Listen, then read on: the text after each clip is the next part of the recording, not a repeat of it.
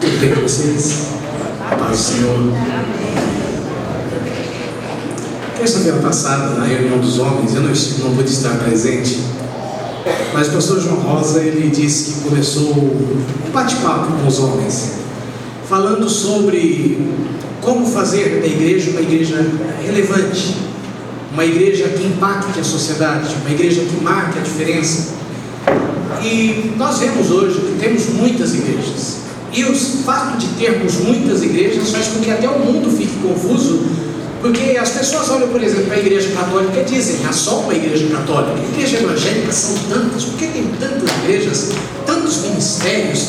E nós vamos encarar sempre o quê? Há uma falta de unidade do povo de Deus.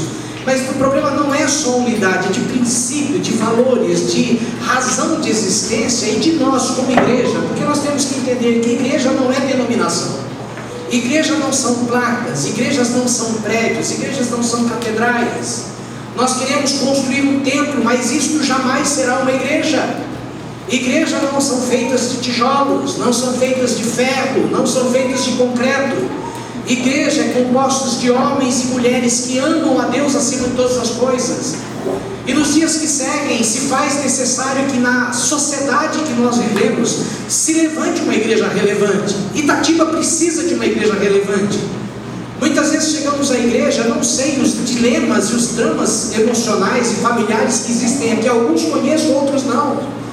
Mas como pastor já vivi momentos em que pessoas chegam numa igreja e dizem: pastor, meu pai matou minha mãe na minha frente, matou meu irmão na minha frente e tentou me matar. Uma criança de 13 anos falando isso para você, e ela diz: o que o senhor pode dizer de resposta para mim? Minha filha de 6 anos morreu de câncer, o que o senhor pode dizer para mim? O que Deus tem para dizer para mim? Pessoas que vêm à igreja e muitas vezes, como conheci uma senhora chamada Janaína, ela frequentava a igreja central, da igreja Nazaré Central de Campinas. Passado algumas semanas que se foi notar a ausência dela, descobriram que ela estava morta em casa há mais de semana. Morta, ninguém deu conta de que aquela irmã havia falecido. Sabe por quê? Porque não se importam, não faz diferença a comunidade, a preocupação com o papel da igreja na vida daqueles que frequentam a igreja, daqueles que nós temos a obrigação de alcançar no mundo. Quando começa a narrativa de Atos dos Apóstolos, nós vemos que Deus coloca a igreja no mundo e Ele começa a impactar o mundo com uma mensagem, com um posicionamento dos homens que estavam na igreja. E quando chega no capítulo 17, verso 6, você encontra o Evangelho chegando à cidade de Tessalônica. Eles prendem os cristãos, e é interessante que os que prendem os cristãos, entre eles Jasão, que era um dos líderes religiosos judeus que haviam se convertido, eles dizem: aqueles que têm transtornado o mundo têm chegado até nós. Eram pessoas que quando chegavam eles mudavam o cenário, quando chegavam eles mudavam a história, quando chegavam eles impactavam a sociedade. Se você se dedica um pouquinho a estudar a história, você descobre que nos dias de Jesus o mundo estava debaixo do império mundial. Não era o maior, nem foi o mais terrível, mas o que abrangia o povo de Israel e a Europa foi o império mundial mais terrível, mais ferrenho, mais cruel, que era o Império Romano.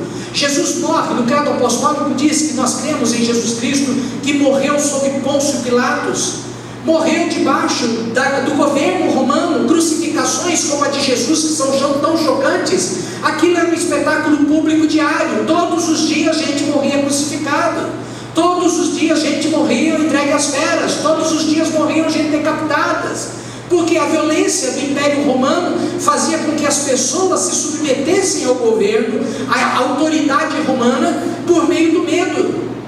E daí chega a igreja, e você descobre que assim como mataram Jesus, eles começam a perseguir os apóstolos, começam a perseguir os discípulos que foram feitos pelos apóstolos, e são mortos, e a igreja prospera, e a igreja cresce. E neste meio, o Império Romano, que é a maior força militar, política do mundo, começa a sucumbir, e em 300 anos, o imperador do Império Romano, chamado Constantino, se converte, ou disse que se converteu, e o cristianismo, que era marginalizado, se torna a religião oficial do Império Romano. O Império Romano tem que se dobrar diante do cristianismo, porque um grupo de pessoas, de homens e mulheres, num período de 300 anos, fez com que o maior império militar, a maior força militar e política do mundo, se dobrasse diante da mensagem do Evangelho. E daí fica aquela questão: o que eles pregavam? Qual era o segredo da pregação deles? Qual era o segredo da mensagem? E eu creio que não há livro melhor que explica a mensagem que a igreja pregava naqueles dias do que a carta de Paulo aos Romanos. Se você quiser abrir comigo lá, eu quero te convidar a ir lá no capítulo 14. A carta de Paulo aos Romanos é uma das cartas de maior profundidade dos ensinos de Paulo. É a mais longa, é a mais profunda, tanto que os teólogos consideram a carta de Paulo como sendo o Evangelho segundo Paulo. E Paulo começa a narrativa de Romanos, e ele vai falando sobre tudo aquilo que aflige o homem. A primeira sessão vem propriamente do capítulo 1 até o capítulo 7, onde ele vai falar sobre o quê? Sobre o pecado, sobre as escolhas dos homens, sobre a consequência dessas escolhas de ficar longe de Deus, de rejeitar Deus, e como o pecado vai impactar a vida do homem, a família do homem, o futuro do homem, a existência do homem, separando o homem de Deus, condicionando o homem à obrigatoriedade da morte, à escravidão da morte. Ele vai discorrendo sobre esses eventos até o final do capítulo 7.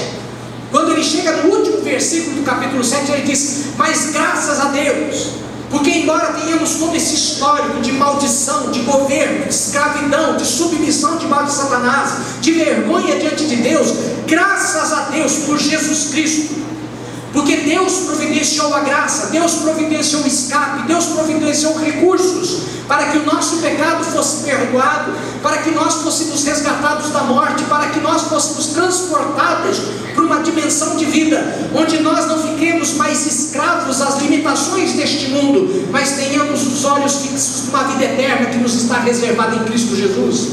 E ele vai discorrendo por isso. E quando chega no primeiro versículo do capítulo 8, então ele vai dizer o quê? Agora, pois, já nenhuma condenação há para os que estão em Cristo Jesus. E é interessante que os versículos que estão um pouquinho antes dizem justamente o conflito de Paulo, e muitas vezes é o nosso conflito. Ele chega ao ponto de dizer: maldito o homem que eu sou, quem me livrará do corpo desta morte? Porque o bem que eu quero fazer, este eu não faço, mas o mal que eu não quero, isto eu faço. Alguém já enfrentou esse conflito na sua vida? O bem que eu quero eu não consigo fazer, mas o mal é muito fácil. Deixar de pecar é difícil, mas cometer o pecado é muito fácil. E ele diz: maldito o homem que eu sou. E quando chega no verso de número 25, ele diz: graças a Deus por Jesus Cristo, porque Ele nos amou em Cristo, porque Deus escolheu nos amar apesar de quem éramos. E ele chega no capítulo 8 e ele diz: então a nossa história muda, porque Cristo se manifesta. Agora já nenhuma condenação há para os que estão em Cristo Jesus. E ele vai discorrendo sobre a graça. O capítulo 8 é riquíssimo de promessas, promessas presentes, promessas para a eternidade, onde ele diz que somos filhos de Deus, onde ele diz que o Espírito Santo intercede por nós, onde ele diz que Jesus intercede por nós, onde ele diz que Deus nos assiste e que Deus nos dará em Cristo todas as coisas. Promessas tremendas. E chega a partir do capítulo 9, indo até o capítulo de número 11, ele vai falar com um paralelo sobre o povo de Israel. O povo de Israel, que era aqueles para quem Jesus Cristo veio, aqueles que eram herdeiros da promessa, herdeiros das bênçãos feitas a Abraão, Isaac e Jacó, e eles se negaram a aceitar a promessa de Deus, se negaram a andar de acordo com a vontade de Deus, e acabaram perdendo tudo aquilo, e aquilo que lhes era de direito foi transferido aos gentios. E Paulo então ele vai caminhando nessa descrição, tentando transmitir aqui todo o cerne da mensagem do Evangelho. Depois leia Romanos em casa. Na verdade, é muito bom ler nos livros. Aconselho que você leia muitos livros que falem de Deus, falem sobre a obra de Deus, inclusive livros que possam estimular a tua fé. Mas principalmente, irmãos, comece a ler a Bíblia. Leia a Bíblia com afinco, tenha a prática de ler a Bíblia, porque Deus fala através da sua palavra. E a Bíblia é viva e eficaz quando nós nos colocamos na presença de Deus, para que Ele fale por meio dela. Então Paulo vai discorrendo sobre tudo isso de forma graciosa, de forma poderosa. Mas quando chega no capítulo 14, é uma sessão que começa na verdade do verso 1 do capítulo 12, mas no verso do capítulo 14, do verso 7 ao 9, talvez você tenha a melhor explicação que pode existir para a relevância da igreja que impactou o mundo e fez com que o império mais poderoso da terra se dobrasse diante da mensagem do Evangelho. Por que aquele povo conseguiu fazer isso? Eles não usaram espadas, eles não usaram armas, eles não usaram recursos mundanos nem humanos, eles não tinham poder político, eles não tinham representantes no Congresso para fazer valer os seus direitos, eles não tinham bancada evangélica. O que fez com que o Império Romano se dobrasse? E a mensagem que é trazida aqui é o princípio, o cerne daquilo que estes cristãos do primeiro século tomaram nos seus corações, onde Paulo afirma: porque nenhum de nós vive para si mesmo e nem morre para si mesmo. Porque se vivemos, para o Senhor vivemos, se morremos, para o Senhor morremos. Quer pois estejamos vivendo ou venhamos a morrer, somos do Senhor. Foi precisamente para este fim que Cristo morreu e ressuscitou, para ser Senhor tanto de mortos como de vivos. Sabe a mensagem central do Evangelho que aqueles homens tinham? Era simples: eu recebo Jesus, Jesus deu a vida por mim, eu dou minha vida por Jesus. Eu não sou dono da minha vida, eu não tenho direito nem de conduzir-me nesta vida e muito menos de abreviar a vida. Há até pastores dizendo hoje que suicídio não é pecado. Eu não tenho direito de abreviar a minha vida, eu não tenho direito de alimentar a minha alma com o sentimento de interromper a minha existência para ficar livre do problema. Porque os problemas, as adversidades, as provas são ferramentas que Deus está trazendo sobre a tua vida para aprimorar o caráter de Cristo em você. E Ele começou uma boa obra e Ele vai terminar em tua vida. E Paulo está dizendo que a filosofia, o princípio, a forma de viver daqueles homens era simples: a minha vida não me pertence porque eu fui comprado. Você já foi comprado por Jesus?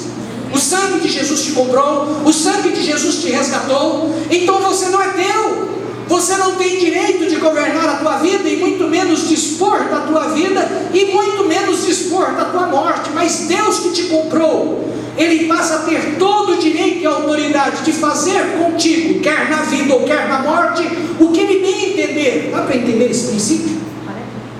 E estes homens viviam nesta dimensão. Por quê? Porque eles não iam para a igreja porque iam receber cura. Eles não iam para a igreja porque iam ter soluções financeiras ou ter alívio de problemas pessoais. Eles iam na igreja para repartir o pão, para compartilhar a fé, para dividir os conceitos da palavra, para orarem juntos e saírem dali, irem para a cruz, irem para as covas dos leões, irem para as arenas dos animais, dos gladiadores, irem para serem queimados vivos. Porque a sua fé lhes garantia a certeza de que havia uma eternidade reservada para eles, e eles viviam para Deus, e eles enfrentavam a vida, que se fosse necessário a vida apresentasse diante deles a morte, eles enfrentavam a morte de bom grado para satisfazer a vontade daqueles que o haviam chamado, porque havia um exemplo. Foi o que Jesus Cristo fez. Ele nasceu, viveu e foi fiel até a morte de cruz, para agradar o coração e a vontade do Pai. E aqui Paulo ele diz justamente que esta é a visão que nós temos que ter, e é isso que fez com que a igreja fosse impactada naqueles dias. Porque se matava um cristão, 2, 3, 10 cristãos vinham no lugar daquele que havia sido morto, porque a mensagem que eles traziam nas suas vidas eram tão fortes, tão marcantes, que os próprios algozes, os próprios que os matavam, se convergiam diante do testemunho de suas vítimas. Como que alguém pode continuar crendo em Deus com seus membros decepados? Como que alguém pode continuar crendo em Deus tendo seus filhos devorados por bestas feras numa arena? Como que eles podem manter firme a sua fé? Porque a filosofia do mundo é bem o que diz a mulher de Jó para Jó, quando Jó é acometido de todos aqueles males. Lembra o capítulo 1 e 2 de Jó? Jó perde todos os bens, depois ele perde a saúde. A mulher de Jó chega para ele e diz: Jó, o que te resta? Amaldiçoa o teu Deus e morre. Porque diante do que você está vivendo, não dá para acreditar em Deus, não dá para confiar em Deus. E ele diz: mulher, você fala como uma louca.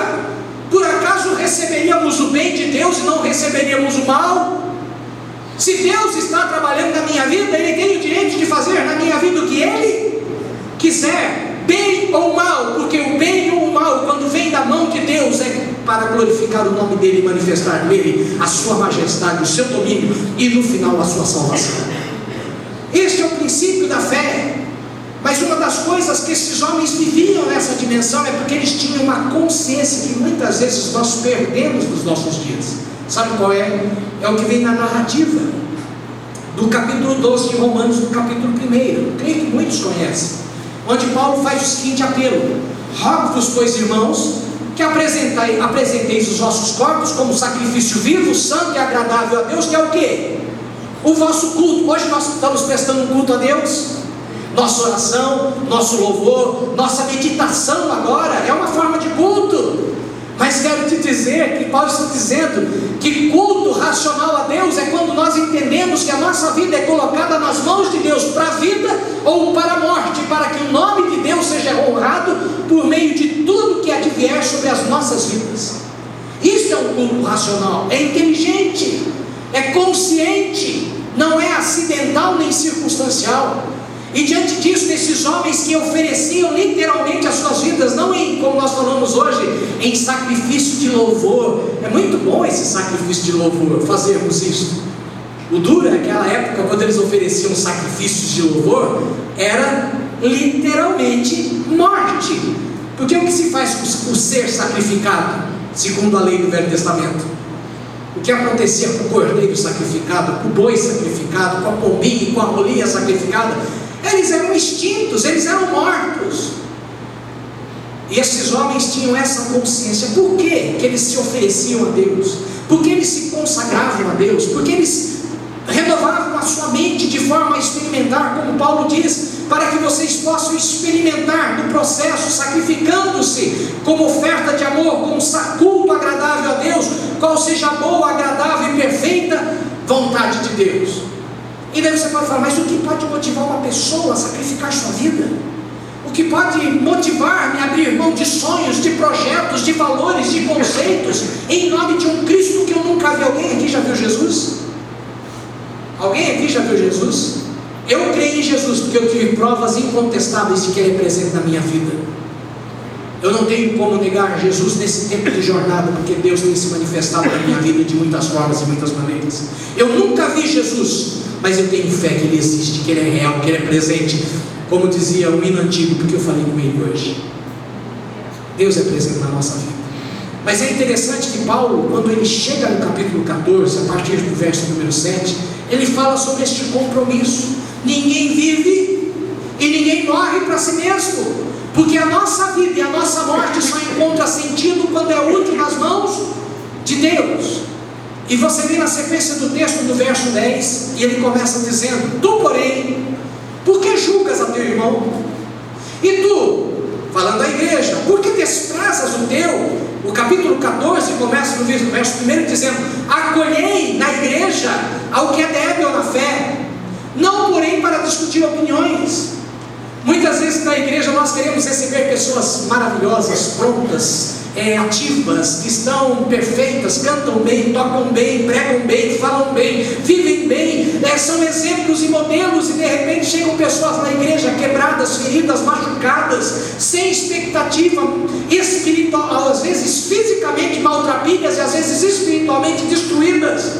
E essas pessoas chegam débeis na igreja, e ele está falando o quê? É função da igreja acolhermos a todos que chegarem, como chegarem, da maneira que chegarem. E então ele diz aqui que devemos olhar para as pessoas que estão na igreja, na nossa convivência, na nossa relação, e olharmos para elas e não julgarmos, não desprezarmos as pessoas que estão no nosso meio, pois aqui vem o cerne daquilo que motivava esses homens a esta vida de consagração. Pois todos compareceremos perante o tribunal de Deus, como está escrito: por minha vida, diz o Senhor, Deus jurou isso, diante de mim se dobrará todo o joelho e toda a língua dará louvores a Deus. Assim, pois cada um de nós dará conta de si mesmo a Deus. Um princípio fundamental que nós esquecemos muitas vezes na jornada cristã é: Deus nos salvou, Deus nos alcançou, Jesus nos perdoou, mas Ele espera de você um retorno disso que Ele tem feito na tua vida. Ele espera um retorno disso que ele tem feito na minha vida. Porque você não compra, lógico, a gente às vezes faz, principalmente agora na internet, a gente faz compra inútil. E você compra uma coisa que você nunca vai usar na vida. Você fala que coisa maravilhosa, você compra, chega na tua casa e você fala, não tem utilidade. Mas quero te dizer, isso é para desavisados de plantão. Mas Deus, que é muito sábio, Ele não compraria nada se aquilo que Ele compra não tivesse utilidade nas suas mãos. Porque não há coisa mais frustrante você investir de recursos, dinheiro em algo que não tem utilidade.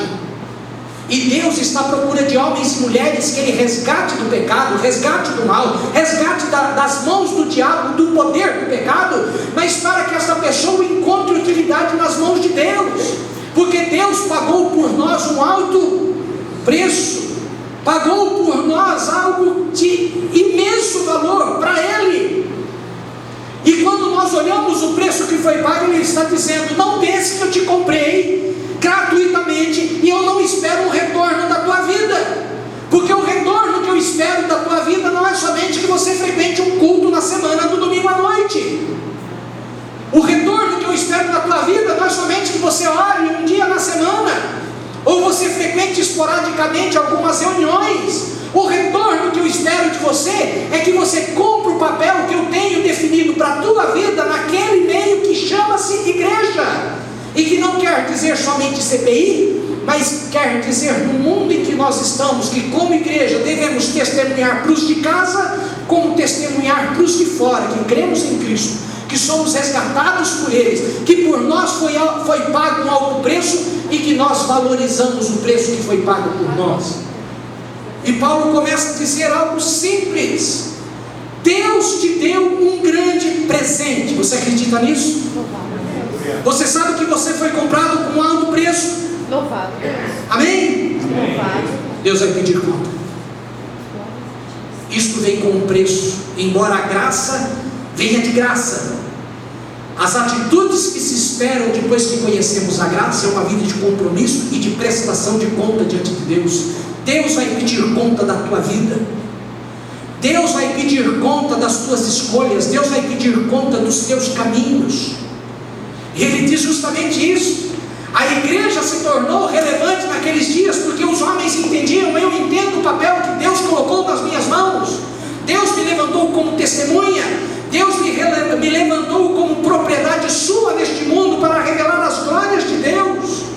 Onde quer que eu esteja, na igreja, na família, no trabalho, na escola, em qualquer lugar, e por meio desta revelação desta graça em mim, fazer conhecido no mundo a salvação de Cristo. Porque o mundo só conhecerá a salvação de Cristo quando ela for valorizada dentro de nossas vidas.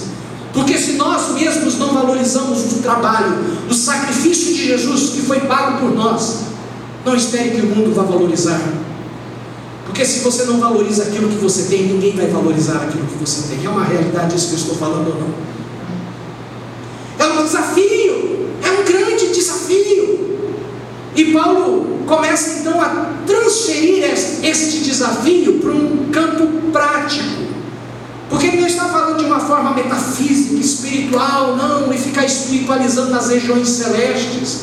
Não, ele vai transferir isso para uma praticidade de vida, que é o que marcou a igreja do primeiro século, marcou a igreja que colocou o Império Romano de joelhos. Ele começa dizendo no verso 13: não julguemos mais uns aos outros, pelo contrário, tomai o propósito de não pôr de tropeço nem escândalos ao vosso irmão. Meu querido, muitas pessoas podem ficar escandalizados com quem somos, com o que fazemos, com o que vivemos.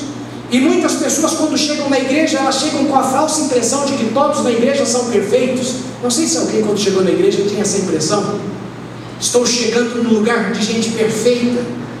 Eu compartilhava com a Rosângela essa semana. A igreja é uma unidade de terapia, onde todos, a começar do pastor até a pessoa que está lá mais distante do último banco, não que o último banco seja ruim, tá bom?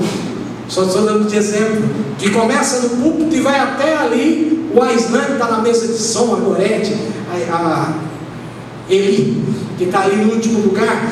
A graça de Deus nos alcançou a todos, e sobre todos repousa uma responsabilidade de que não devemos colocar tropeço na vida daqueles que se achegam à igreja, não só por meio do nosso testemunho, mas por meio do acolhimento que devemos dar a essas pessoas, porque o capítulo 14 começa dizendo o que? Acolhei o que é débil, acolhei o que tem necessidade, e todos nós aqui temos necessidades, todos nós nessa comunidade chamada igreja, somos participantes de uma comunidade de terapia, onde todos nós estamos doentes e estamos em tratamento por Deus, porque todos nós nascemos em pecados, nos convertemos e Deus nos perdoa os pecados, amém? Amém.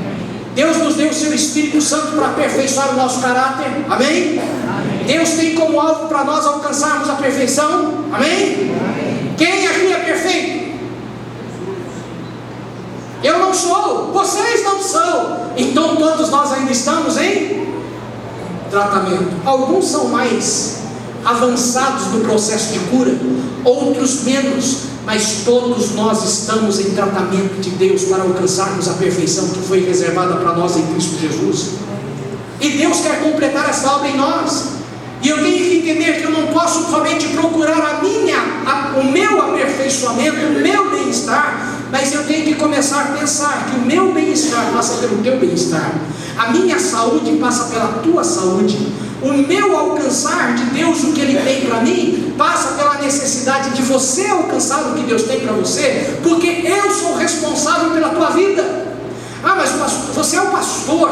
Não é porque eu sou o pastor, porque eu sou membro do corpo que você faz parte, e se eu sou membro do corpo, eu cuido de você, e você cuida de mim.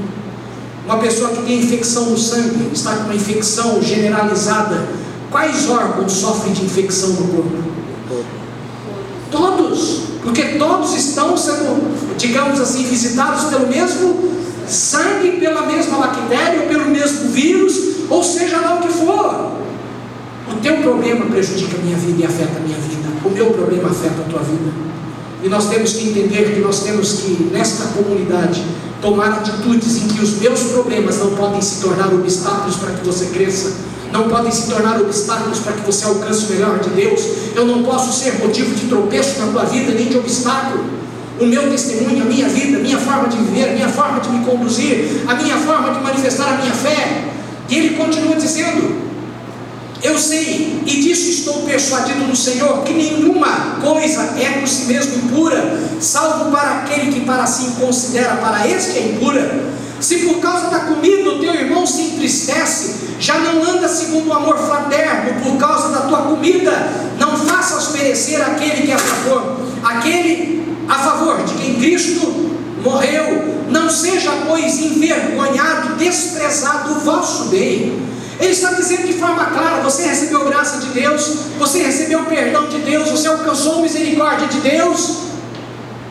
Entenda, se você alcançou isto, o teu papel nesta comunidade terapêutica que se chama igreja é viver de maneira que você não venha a ser obstáculo naquilo que você faz na vida do teu irmão, para que ele não se escandalize naquilo que você aprova. Lugares que vamos, o que pensamos, o que fazemos, coisas que sentimos, as palavras que proferimos, atitudes que tomamos, tudo isso pode influenciar para mal, pode influenciar para menos a vida daquele que é débil, da vida daquele que é fraco, da vida daquele que começou o tratamento de cura neste momento da sua jornada. Ele está dizendo: Deus espera que você encontre utilidade nas mãos dele, porque hoje o Evangelho se resumiu ao Evangelho de virmos à igreja para recebermos, e quero te dizer, o Evangelho não é baseado em receber, o Evangelho é baseado em dar. Começa com Deus dando o seu Filho, começa com o Filho de Deus dando a sua vida, começa em Cristo e se estende até nós, quando nós entendemos que a nossa responsabilidade diante de Deus é darmos a nossa vida pelos nossos irmãos. João 3,16, todos conhecem o Evangelho de João 3,16, que diz: porque Deus amou o mundo e deu o seu Filho unigênito para que todo que nele crê não morra, mas tenha vida eterna. Você conhece 1 João 3,16? Sabe o que diz lá? Que se Cristo deu a vida por nós, nós devemos dar as nossas vidas pelos nossos irmãos. É bom guardar João 3,16. A gente se esquece de 2 João 3,16, porque envolve compromisso. Porque o que Cristo fez por nós é o que Ele espera que nós façamos uns pelos outros. E Ele vai crescendo nessa dimensão, de forma que, se por causa da comida o teu irmão se entristece, já não anda segundo o amor fraternal. Por causa da tua comida não faças morrer, perecer aquele por quem Cristo morreu. Verso 17, porque o reino de Deus não é comida, nem bebida, mas o reino de Deus se consiste em justiça, paz e alegria no Espírito Santo.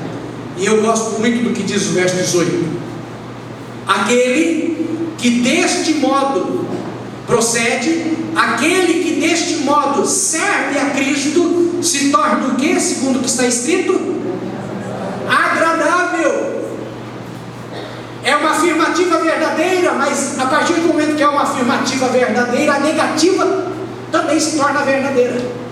Qual é a negativa desse texto? A afirmativa é: aquele que deste modo serve a Cristo é agradável, e aquele que deste modo não serve a Cristo não é o que? Agradável a Deus, e nem é aprovado pelos homens. A questão é: Deus está aprovando você ou não? Os homens que te conhecem aprovam a sua fé ou não? A tua vida, no contexto da tua família, do teu trabalho, da tua comunidade, tem impactado e mudado vidas ou não? Porque Deus não está atrás de bibelô, Deus não está atrás de enfeites, Deus não está atrás de vasos, Deus está atrás de servos, homens e mulheres que se coloquem na frente de batalha e digam para Ele: usa-me para alcançar aqueles por quem o Senhor morreu, para curar aqueles que o Senhor já tem trazido para a tua casa. A minha vida tem que encontrar uma utilidade em Deus, porque senão, se não há utilidade para aquilo que Deus comprou, nós nos tornamos inúteis. Sábado agora eu vou fazer uma viagem e nós estamos planejando o que colocar na mala. Sabe por quê? Levar coisa inútil para a viagem é burrice. É burrice. É pesado, é transtorno. O que não presta você deixa, o que não serve você não leva. Deus não vai levar inutilidades para os céus. E se eu for um pouco ofensivo, eles dizem: Deus não levará inúteis para o céu. Dá para entender esse princípio básico? Deus está à procura de servos que lhe sejam úteis, homens e mulheres que se submetam ao serviço. Pastor, eu não vim esta noite aqui para ouvir sobre o que eu tenho que fazer, eu vim aqui para ouvir o que Deus pode fazer por mim. Meu irmão, Deus pode fazer tudo por você. Ele pode te curar, pode te libertar, pode salvar você da situação de embaraço que você está, e a tua alma ir para o inferno. Porque aqueles que vão para a glória de Deus, vão para a glória de Deus porque se tornaram úteis diante do pagamento que Deus fez e diante do investimento que Deus fez em favor de nossas vidas. Porque o céu não é para todos, embora esteja disponível para todos. O céu é somente para aqueles que perseveram até o fim, para aquele que é fiel até o fim, aquele que permanecer até o fim. O céu é para todos, mas infelizmente nem todos, inclusive que estão dentro da igreja, chegaram nos céus.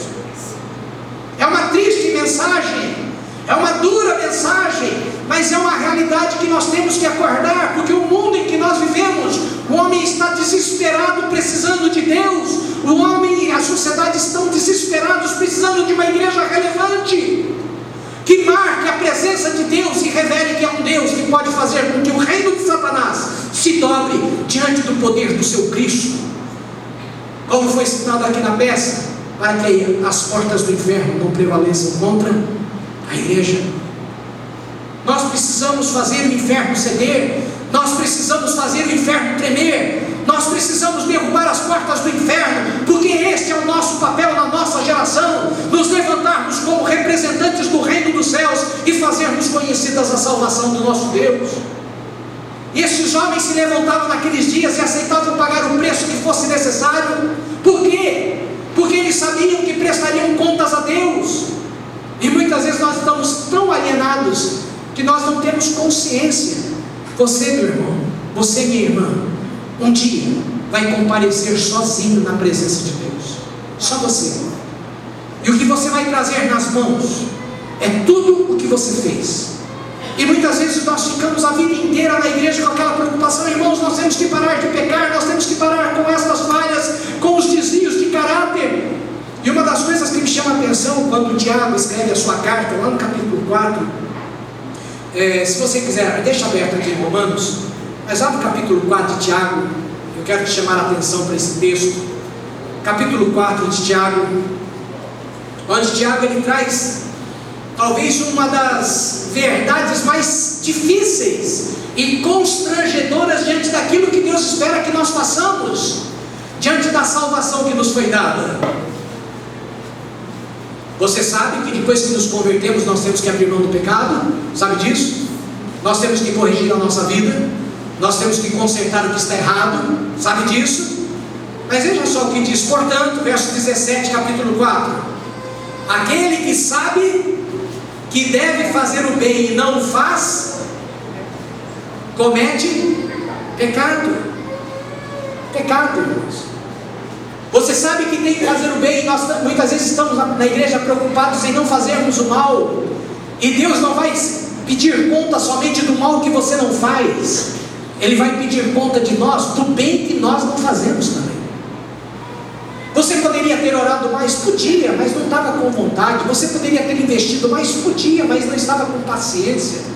Você poderia ter ido mais longe? Podia, mas eu estava cansado. Você podíamos muito, e este podermos muito e não fazermos se consiste numa atitude diante de Deus de pecado. Dá para entender isso? Sendo assim, vem o peso das palavras de Paulo lá em Romanos.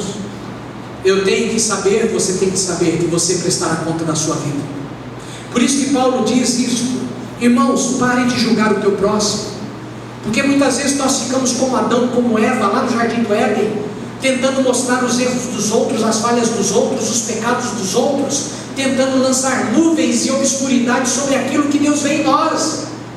E não dá para esconder por meio das falhas dos outros, dos pecados dos outros, das mazelas dos outros, porque muitas vezes nós nos escondemos nessa perspectiva: Deus, mas eu não sou tão ruim quanto aquele irmão faz, mas ele faz pela metade, aquela irmã faz, mas ela faz um trabalho meia boca, eu faço muito melhor. Deus não está preocupado se você faz melhor ou você faz pior. Ele simplesmente quer que você faça a vontade dele e cumpra o teu papel daqui dentro do chamado que Deus lhe conferiu. E quando chegamos aqui em Romanos novamente, vamos lá no capítulo 14, onde nós paramos no verso 18, diz: aquele que deste modo serve a Cristo é agradável a Deus e aprovado pelos homens. Assim pois, seguimos as coisas da paz e também as da edificação de uns para com os outros.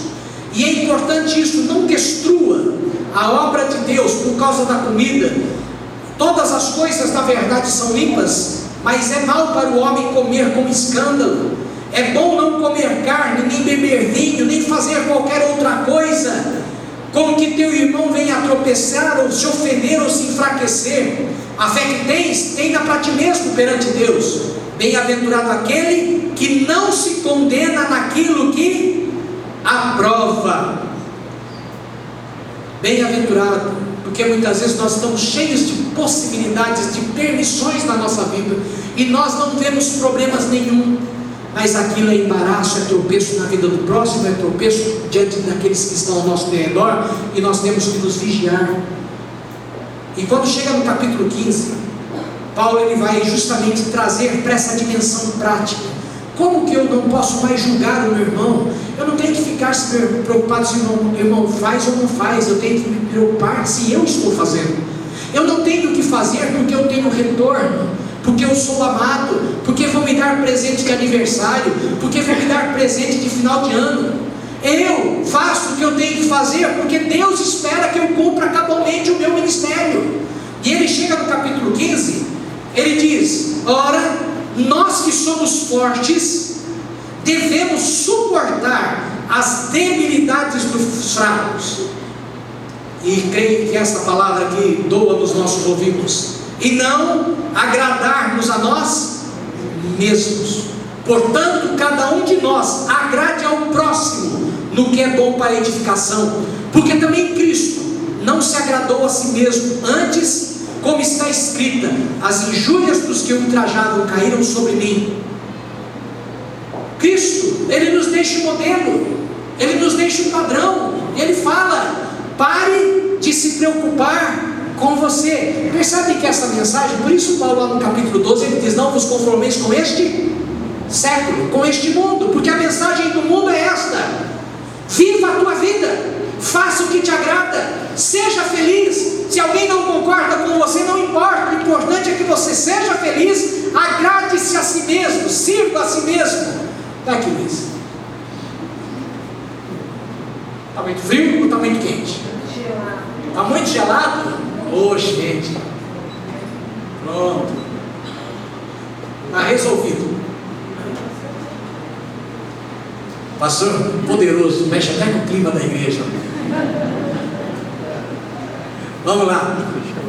Ele está dizendo aqui, meus queridos, a sociedade que nós vivemos é uma sociedade hedonista, uma sociedade que adora a si mesmo, que serve a si mesmo, que procura os seus próprios interesses. Ele diz: você é cristão, você realmente conhece Jesus, você recebeu Jesus no teu coração, você foi perdoado dos seus pecados, você foi alcançado por esta graça, então pare de viver para você mesmo.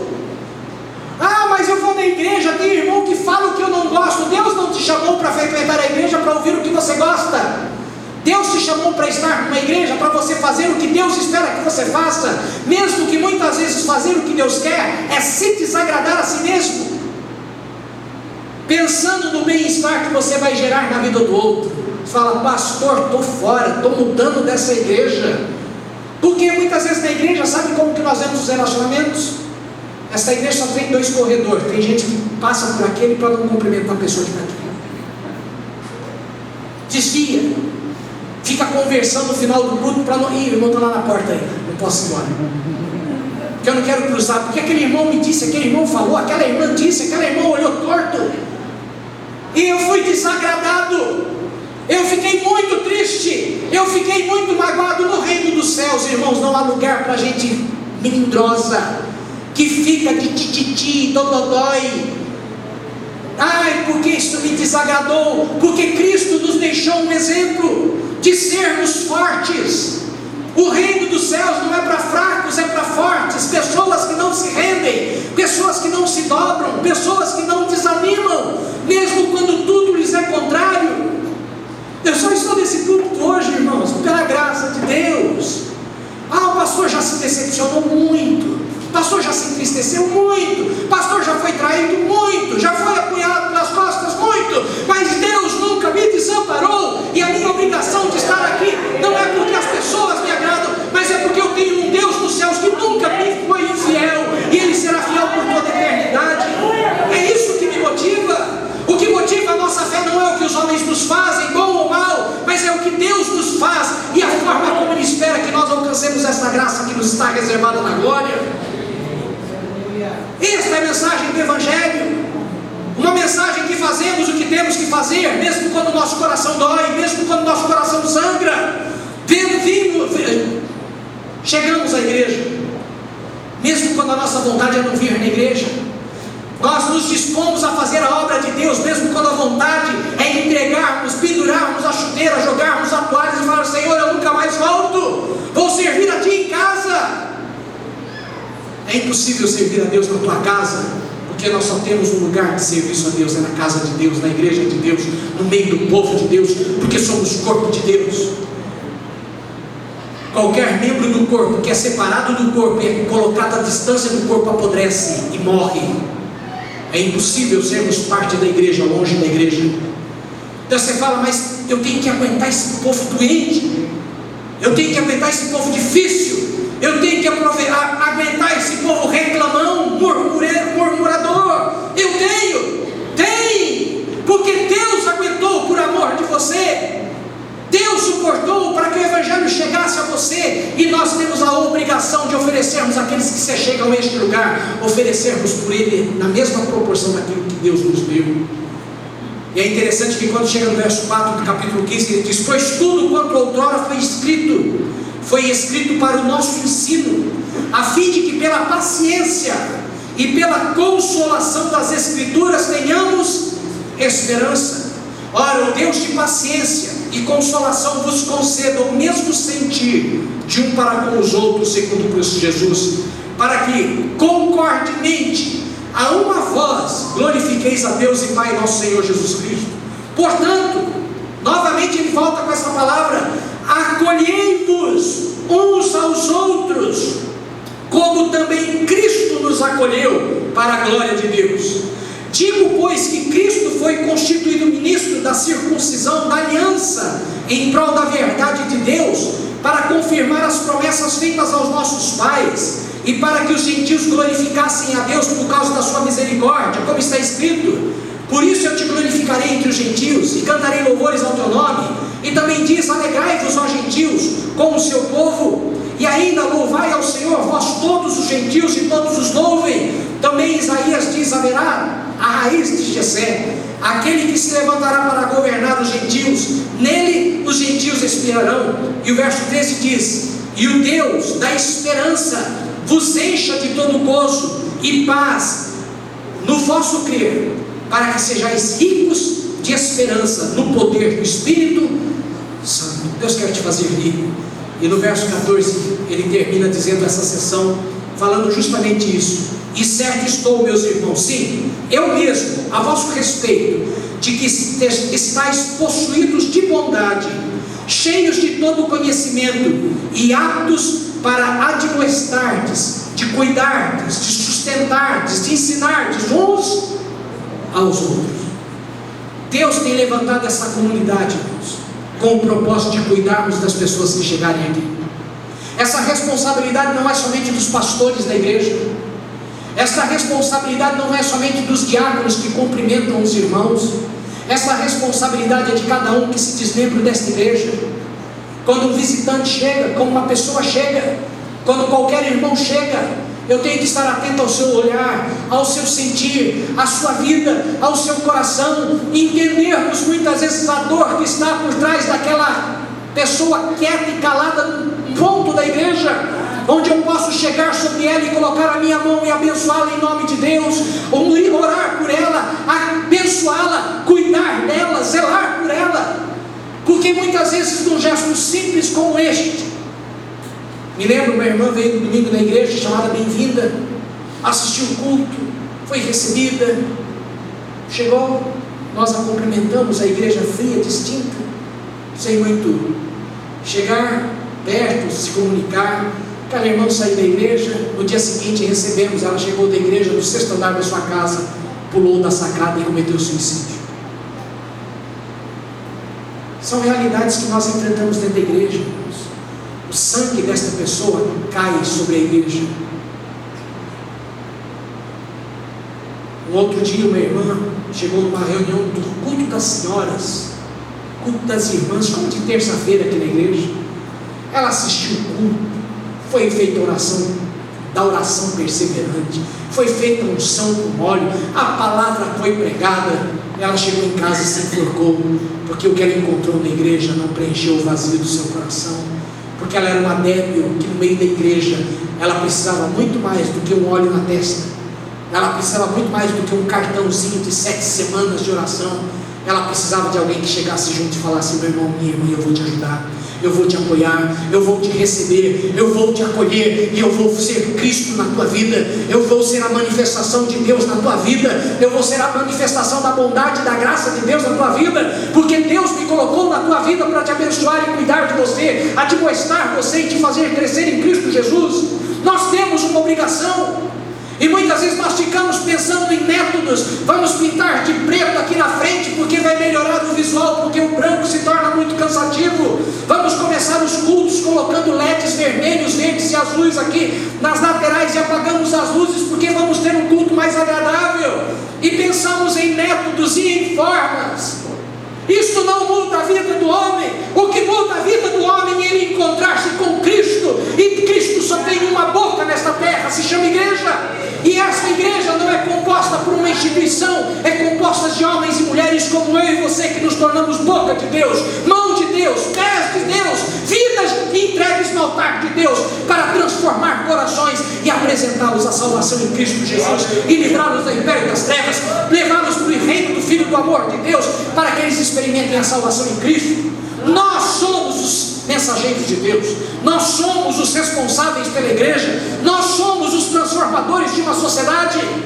A questão é que hoje a igreja não tem o impacto da igreja primitiva, porque nós não temos deixado de nos conformar com o mundo que vive para si mesmo, pensa em si mesmo, só nos seus interesses.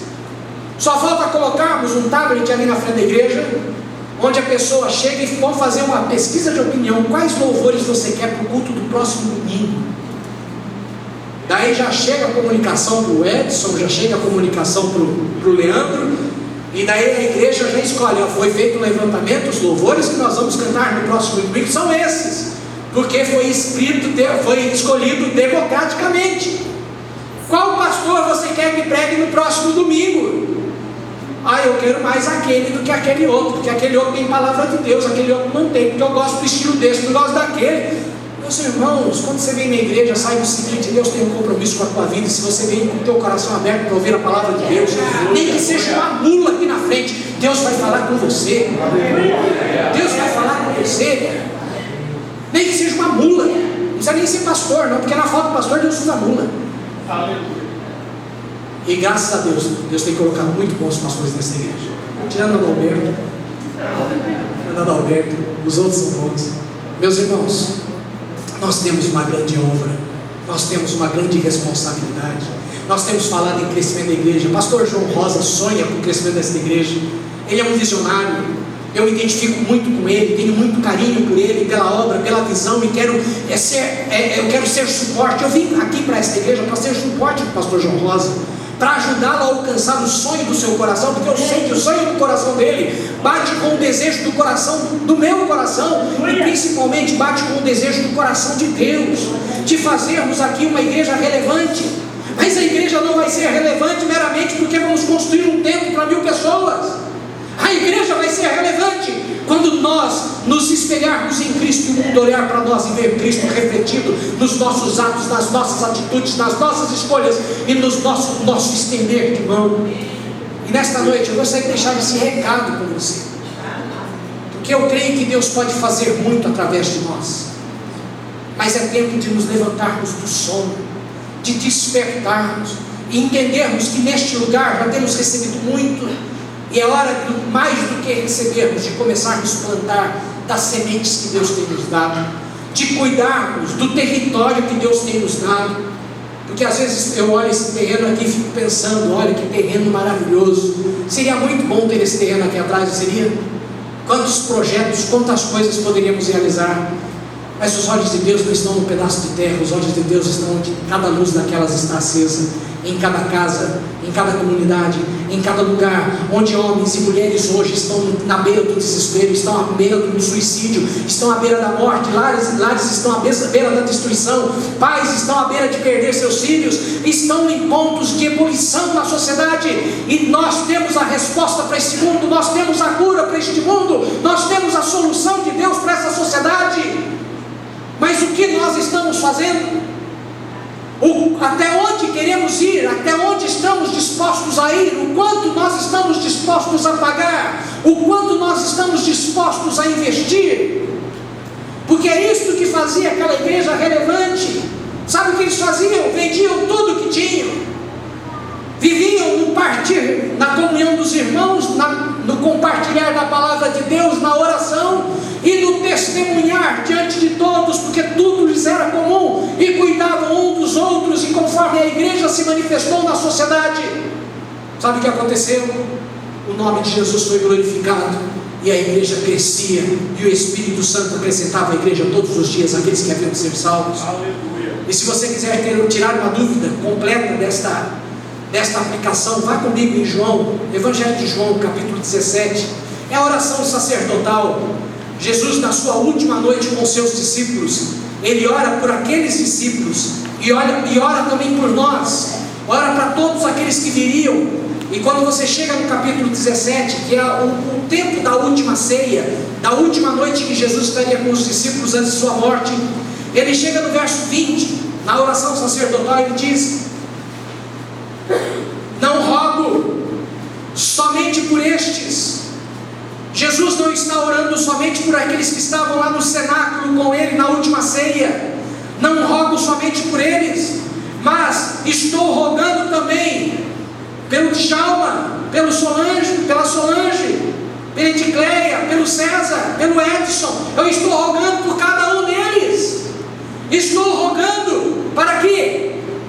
Rogando para que por intermédio creiam em mim, por intermédio da sua palavra, a fim de que todos sejam um, e como és tu, ó Pai, em mim, e eu em ti também, eles sejam um em nós, para que o mundo creia que tu me enviaste, e eu lhes tenho transmitido a glória que me tens dado, para que sejam um, como nós o somos, eu neles, tu em mim, a fim de que sejam aperfeiçoados na unidade, para que o mundo conheça que tu me enviaste e amaste o mundo, como também amaste a mim.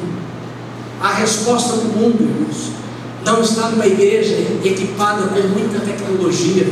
Não que a tecnologia seja boa.